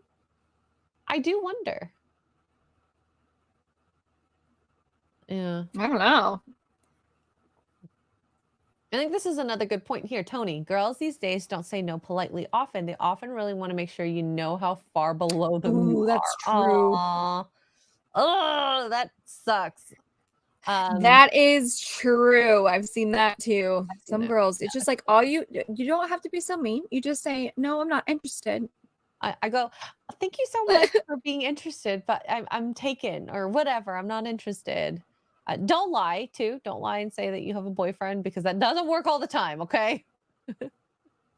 I've been there. Yeah. Although back when I was single, I will say I had and Tugs, we both had this, the party married ring where you pretended you were married. So you hopefully denied at least some advances. You still get some sometimes, but yeah. Yep. Sometimes you just don't want to get hit on. And so you put the ring on. Yeah. Yeah. I don't think I've ever made a scene. I don't think so. I've never made a scene either, except for the time I almost got kicked out of the nightclub, but that was justified. And I still have that ring. I'm wearing it right now, actually. I wear it when Duke is gone. So when I go out like in public and I had to go to the store today and grab some things and you know whatnot. And so I wore my fake ring. John, you're so funny. Deny a man, just say you were born a man. That's a great idea. PP. I haven't gotten that surgery. I will never get that surgery. That's hilarious. I'm gonna start using that from now on. Sorry, I'm a guy. I don't think I made like realistically when I was at a club, you know, in my youth and had been drinking, I don't think I've ever denied someone and been like, how dare you ask me out? But who knows 100% for sure? I know 99% of the time I was respectful. There might be a 1%. You never know. Yeah. I've also had Okay, now I remember why I'm being hesitant. I had one guy who just wouldn't stop even after me saying no, no, no, no. I'm like, listen, you need to stop because I said no. If you don't stop, then I'm gonna. I mean, yeah, at that point, it's like I will absolutely make your life a living hell right now if you no means no. Okay, like walk away. It's okay to walk away. Like quit pursuing it. Stop it. Oh my God, Jonathan. Nowadays that wouldn't work. They've been trying to tell men dating trans people isn't gay. Oh, that's fair. Well, you never know. That's true. I mean, it's one way that most likely most people wouldn't be able to deal with it. Okay. So let's see. Normal men fear harmless flirting will be perceived as harassment, true, or that consensual sexual activity will face revisionist history. Is that what it's called? Revisionist history in the memory of a scorned woman. There was this one show on or episode Black Mirror where they had like, oh no, it wasn't Black Mirror, it was Upload, where they had like these cameras where they consented to like, having sex prior to. And I can totally see that happening one day Oh yeah. because of I stuff. think aren't some people already doing that? I'm I don't know if sure. it ever like took off completely, but I seem to remember last year, the year before. I don't know. It's all a blur. Something I'm talk about like sure. a consent form being Consent. passed around a college somewhere. Oh, at a college, hell, well, because it probably happens there a lot, to be fair. Now I'm sorry, what? Uh, Paternity lawsuit for Clayton? was this when he like cheated on his ex? I'm gonna Google it. Keep talking. We'll look. Now let's get something out of the way. There are intuitive social cues for neurotypical people anyway that leave little room for question regarding when it is and isn't appropriate to approach a woman with romantic interest. Let's assume we're all reasonable here and don't need to go through an etiquette class. Why the sudden paranoia and risk aversion? Why are men opting in droves to remain single, celibate, and isolated from the opposite sex? This is where #MeTooers get smug and pompous. If men are afraid to date and be intimate with women because of #MeToo, that says more about them than anything. Only predators have reason to fear. No, they fear being persecuted. It's like, remember the women that were persecuted for being a witch because of like really random silly things? It is literally the same thing. Okay. But it's never just the predator that have reason to fear. There's always an overstep. Innocent people get hurt. Normal men get discouraged from forming meaningful romantic relationships with women for a number of reasons. Fear of rejection is a familiar anxiety to men, except it's grown to greater proportions. Today, it's not just fear that the woman will not be receptive to his advances, but that she might suddenly change her mind. That normal, harmless flirting will be perceived as harassment, or that consensual sexual activity will face revisionist history in the memory of a scorned woman. You might think this is an overreaction, but in recent years, the different categorizations of sexually inappropriate behavior have become erased, muddling the conversation about sexual harassment and assault. You have women recording themselves in gyms wearing as little clothing as is legal in a public setting. True. Lowering their exposed bits in a squatting position or having huge public meltdowns when they notice a man in their vicinity glancing at them. It happens so often, it spurred an entire genre of viral videos of this exact circumstance playing out. Guy is trying to mind his business. He sees a woman essentially in her birthday suit recording herself and often hogging equipment when the woman preemptively jumps down his throat. I hated those videos. Those were horrifying. Yeah, they're awful. I saw one. Oh my god.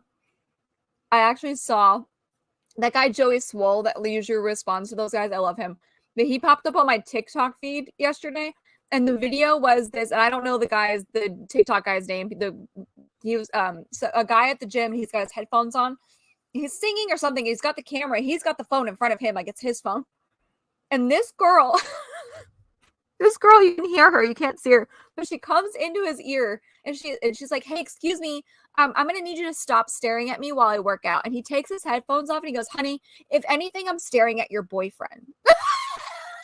I was I was dying. And That Joey is Swole was gonna like stitch it like he normally does. He'd be like, this is disrespectful, but he was cracking up. He's like, I can't even, I've got nothing to say. This is funny as shit.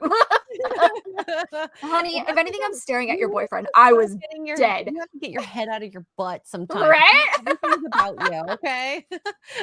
And you probably said it in the most like fruity voice ever too. Oh yeah. He's gay, very, very, very gay apparently from what the TikTok comments I was reading. So, but it was really funny. I was like, damn. So the reaction is usually so out of proportion to the offense. A quick harmless glance for reasons she cannot determine, facts like this one, that the man is left speechless and in all likelihood a little socially traumatized. When are they getting the reparations for this traumatization, right? The video then spreads across social media, poisoning the minds of everyone involved. The woman reacts predictably with, mind your business, she can wear what she wants without having to worry about men gawking at her. Well, the men look on horrified, and that's the day they decide they would rather be single at 35 than dare to look at a woman in a gym, let alone approach her. This is your brain on #MeToo propaganda. And I definitely agree with this statement, right? Yep.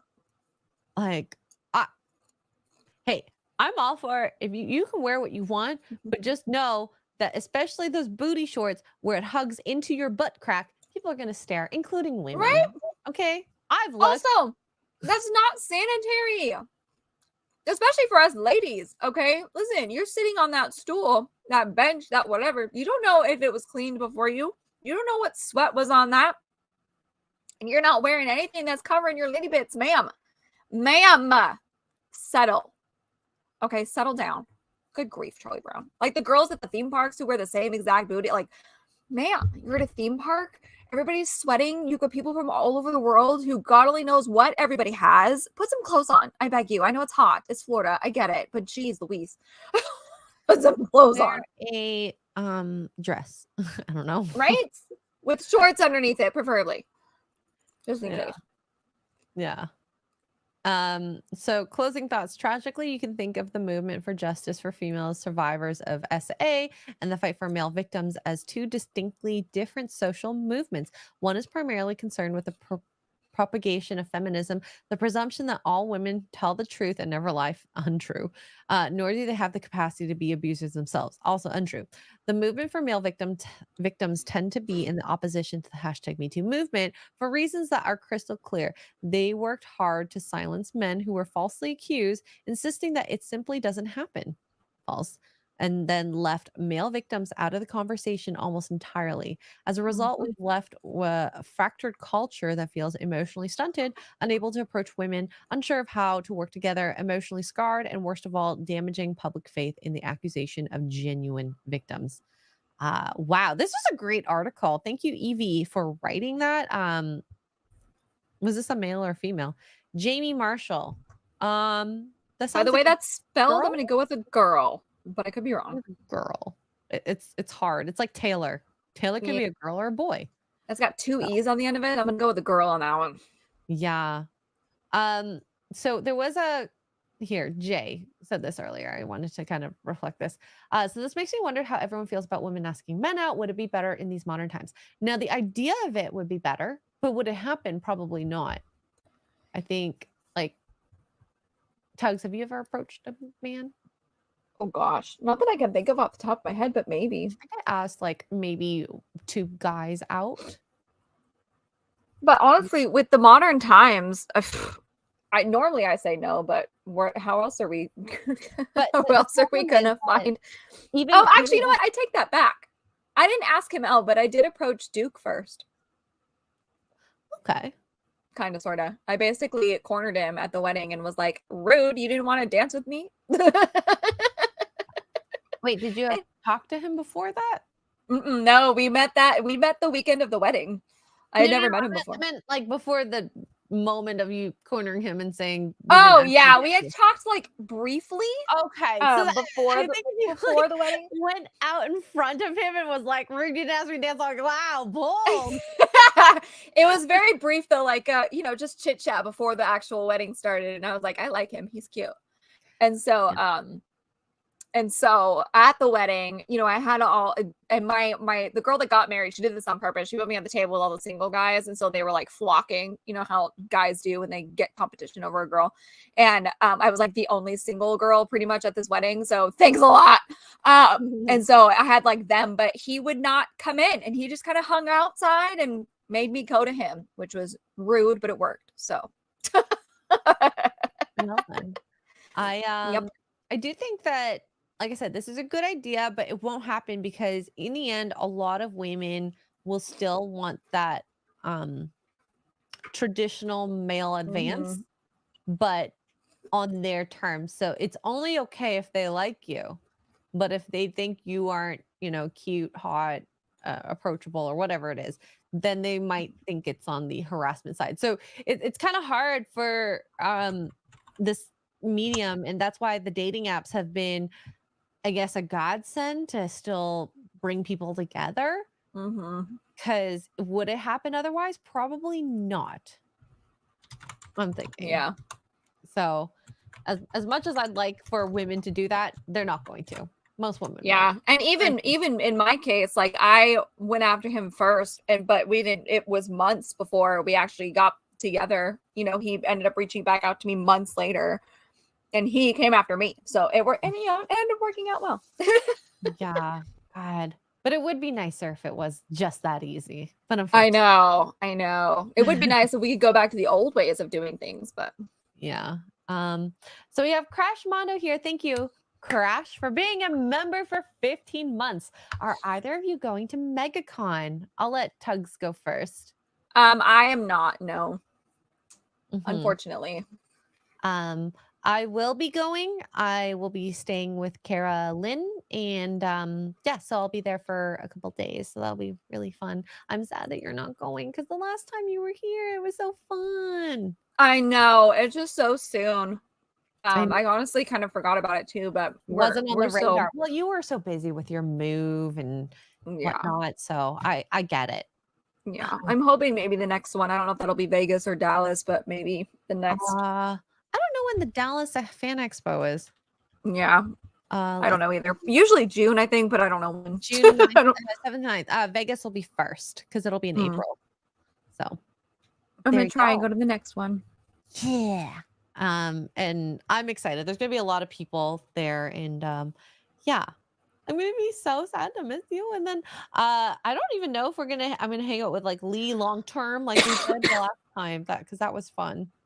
I'm sure. I mean, if you reach out to him, if he's got time, I don't see why not. Maybe he's too busy building his house right now. Oh my gosh, I know. I can't wait for it to be done. I know. I was telling Tom this. I'm like, I miss Florida. I keep telling Duke, I'm like, can we please? I don't care if we just like go for a couple of days. I want to see Lee and I want to go to Disney Springs. That's all I want to do. You should. I think you'd have fun. We have Jason Webster for the $20. Thank you so much, Jason. Says Japan is a very fascinating country with intriguing facets to its culture. I find its rich history and culture compelling to learn. I agree. The intricacies and complexities of Japanese culture, like an onion, has so many layers. Wow, they should use that as their advertisement for their country, Jason. That was really well written. Well done. Well written. I mean, Jason Webster, big supporter. By the way, you never answered me what you were working out on when you were in the chat earlier. But you know, I feel like Japanese in general, like it's a very beautiful country. I love the respect that people have for each other and for their families. I just never anticipated the whole like cheating thing is normal. Like what? So hey, if it helps the country and your family, then what can I say, right? If it's been a positive net. So thank you, Jason. And Tony has become a Lush member. Yay, Tony! Tony. By the way, you got a cool beard. It's a very good beard. I think Gary would approve. So yeah, God. Any closing thoughts on that? Because I feel like we got into some like pretty deep topics. This was definitely more darker of an episode, if you want to call it that. Yeah, what have we turned into? We went deep yesterday on Dadcast. Now we're deep in this episode. What's going on here? I don't know. So I will say the hashtag #MeToo one I found today, but I've always wanted to do the Japanese cheating video. We just never. I just had it in like the back pocket for like the last 2 or 3 weeks, and just never. There's always been plethora of stuff to talk about, so this was kind of nice. Yeah, heck yeah. Yeah. It was the article was very well written. I love Evie. Yeah. Therapy cast. Aw. Yeah. so glad you Dadcast guys yesterday like was that. therapy cast. Today was dark cast, if you want to call it. Dark cast. It was pretty much a therapy session yesterday. That was wild. Oh, and you know what I just thought? Okay, so because I see some things in about Japan, they have a weird, freaky, like kinks, right? Oh, what? Like they have like with the whole hentai and yeah, like the anime weird, thing, the niche stuff, not the mainstream. Like some of that, the weirdest stuff comes from Japan. But yeah. But you know what? You know what though? We know it comes from Japan, but at least as far as I know, and maybe I'm wrong, and maybe it's changed, but it's all hush hush. It's like done in the bedroom stuff. You know what I mean? Like we don't talk about it. Unlike America. Fetishes. Yeah. So the reason that the tentacle stuff came about, someone told me that the biggest one was they blur out the actual like intercourse. So this was kind of a way around it. Ew, I don't know that that's a good way to do that, guys. I don't know. That's what I've been told. If that's true or not, I actually never looked into it. So take it with a huge grain of salt. Okay. Yikes. Yikes. Yeah. I mean, tentacles. Oh, tentacles is uniquely Japanese. Absolutely. Or Welsh, if you want to count Mahler. Jeez, oh, weezo. So yeah, just deep topics. I enjoyed this episode though. Tugs, what is coming up for you? Anything you want to plug? I don't have anything coming up in the next couple days, but I will be on Simpcast on the 21st. Ooh. Of January. Very fun. Very fun. Yeah. Duke goes back to Houston that day. I was like, oh, this is perfect. I could do Shrimpcast. Okay. Anything else? No, that's it. Okay. We have Nick the Greek, the last minute super chat here for $4.99. Thank you so much. Just want to throw this out. The video that the guys were watching was Takashi from Japan on YouTube. Ooh, maybe I'll do a little bit of the interviewer. Okay. Because that was actually quite interesting seeing some of the stuff. I'm sure there's probably more. So yeah. Thank you, Nick. And yes, follow me on YouTube. Tomorrow I go on the road to go visit someone, and you'll find out who it is once Twitter, YouTube, all the good places. And thank you guys so much for sticking with us in these dark topics, but conversations. In these dark times. On a lighter note, congratulations to Clayton for not being the father. Good job. No, not the father. You are not the father. Oh, by the way, B-Bean, if you're still here, did you see that? Shoot, the Bachelorette you don't like, Rachel and her hubby filed for divorce. Oh no, I'm He so filed it. devastated. He filed it, not her. He filed it. Oh, that means a scandal occurred. I must know more. Yeah, but I don't know. More to come, I'm sure, but that is like I'll Google that right now. Yup. It's called karma. You know what? She probably realized that he was. Never mind. You know what? I'm not gonna say it because I don't want to get banned. Or never mind. Yes, I'm gonna share a bed with another girl, but that'll be for the stream if you guys are able to see. So thank you guys so much. I hope you guys have a good evening, and we'll see you guys next week. Which our next guest is Philip from Project Egg Roll. Egg Roll! Ooh, yay! All right. So if you have Can any I eat egg questions, rolls while we have him on? Oh, I cannot. That's not keto friendly. Oh, I'm gonna eat some egg rolls. Project egg roll, and we're gonna eat some egg rolls. Thank you. We'll see you guys next time. Love you guys. Bye. Bye.